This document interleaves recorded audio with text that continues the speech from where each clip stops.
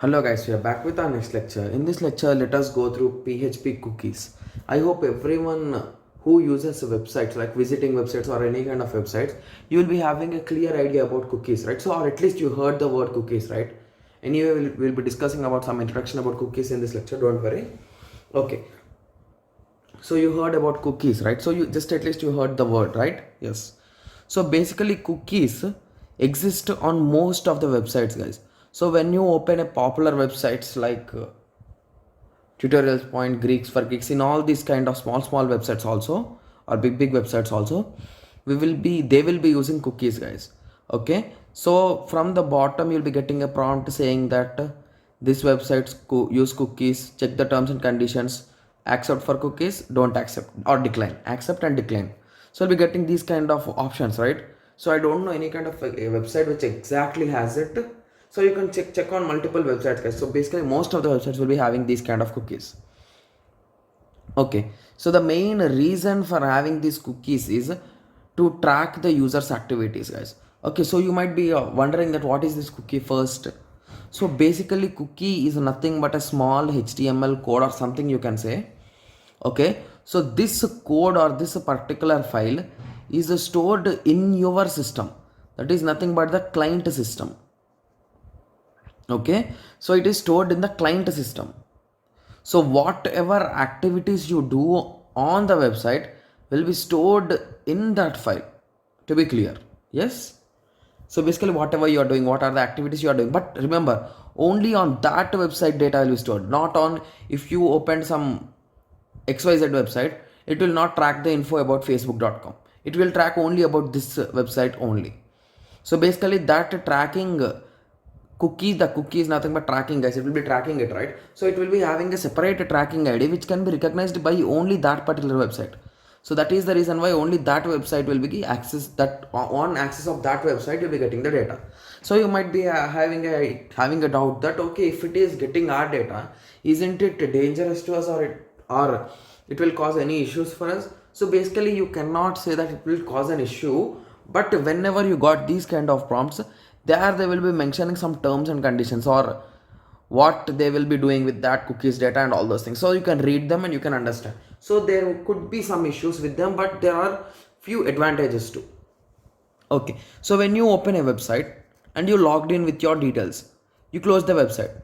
Okay, sometime after you again open the website, but previously you were logged in, like you didn't log out and close, you directly closed it.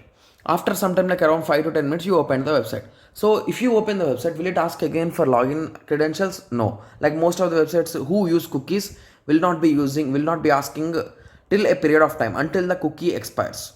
So basically that cookie here is storing your username and password.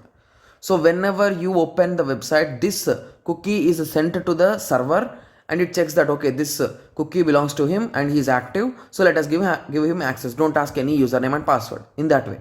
So this is the main logic behind this cookie, guys. Okay, so tracks user browser activities. So what are on the particular website, guys? Remember that also, not complete browser activities on that particular website. Remembers login details, track visitors count. Okay, so how it can track visitors count is nothing but each and every user will be given a unique cookie, guys. They'll not be given a single cookie or a single cookie ID. So they'll be given different IDs. So based on that ID, they can identify it. Okay, so cookies are the text files stored in the client computer, and they kept for tracking the user purpose, for use tracking purposes only. So PHP transparency supports HTTP cookies. So these cookies are popularly called as HTTP cookies, guys. Okay, so there are three different steps. So that is nothing but server script sends a cookie to the browser, for example, to get details of name, age, identity number. So here in our example, we told it as login ID and login password. Okay. Similarly, browser stores the info on the local system. That is what I told you. Like it will be storing on your system. That is nothing but the client system. Okay. So when next time browser sends any request to the web browser, then it sends those cookie information to the server. So it will not ask from the user again, like please enter your email ID. It will directly take from the cookie itself because it knows the cookie ID of your system. Okay, and server will be identifying you as the user. In that way it will be working.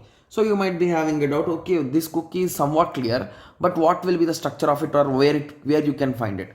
So if you want to find it on a particular website, so just go to facebook.com guys. I think in Facebook we are having, I think so, I'm not sure about that also. Okay. Okay, so you click log out from your account first and you go to the login page. Okay, so once you go to login page, press F12. That is nothing but Chrome. I'm talking about Chrome guys. So if you are using Chrome, you can go to developer options, right? That will be F12 or F11, the shortcut for developer options. So once you click it, you'll be getting a tab down. So basically your screen will become two halves in this way or in this way. Okay, so here you will be observing the whole code of the website like HTML files and all those things. So in that you will be having a network tab. Okay, so once you have a network tab, then click on it and now enter your details and click login guys. So here you will be seeing the transactions what are happening in between the server and the client. So in that you can find the cookie file guys. Okay, so the cookie header will be looking in this way. So it is nothing but HTTP request and a date when the cookie has been generated. So I told you it will be having expiry time, right? Okay, so it was created on Friday, Feb 4, 2000. Assume in that way, and the time is also given according to Greenwich Meridian. Okay, so the server is using Apache, Unix, PHP it is using, and here is the main info guys. This is really important info.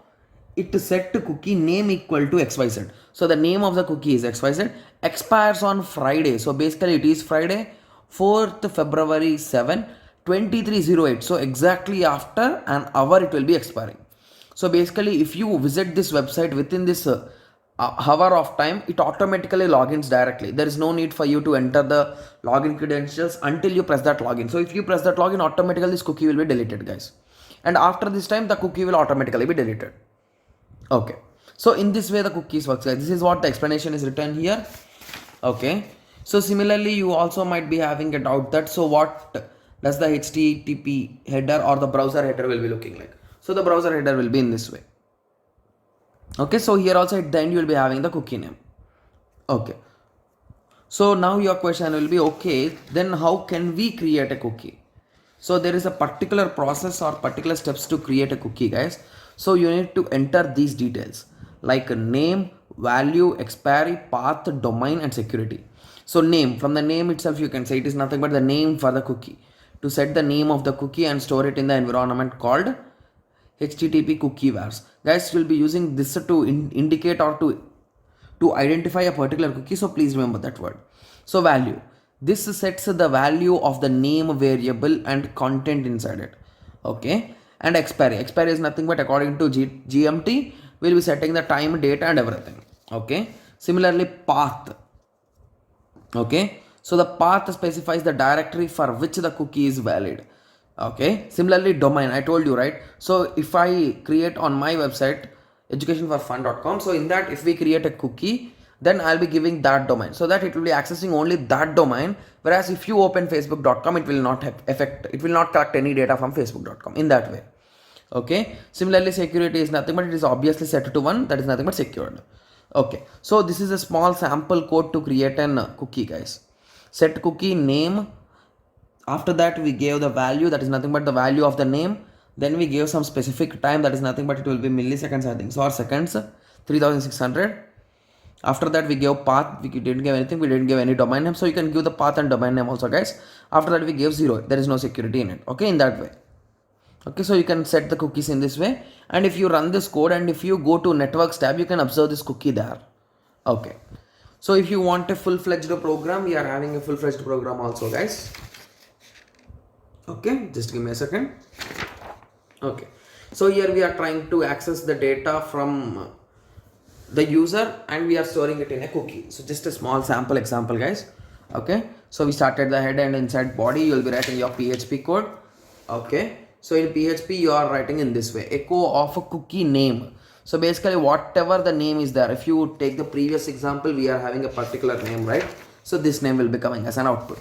Okay, after that similarly we wrote the name again, that will be coming. Similarly age. So basically these two are equivalent guys. You can use in this way or HTTP cookie vars, anything will work. Okay. Okay, so or else even if you don't want this, you can use another method also, that is nothing but is set. To check whether the names are matching. If they are matching, you can give some kind of message or else some kind of message. So in that way, even you can delete the cookies also guys. Okay.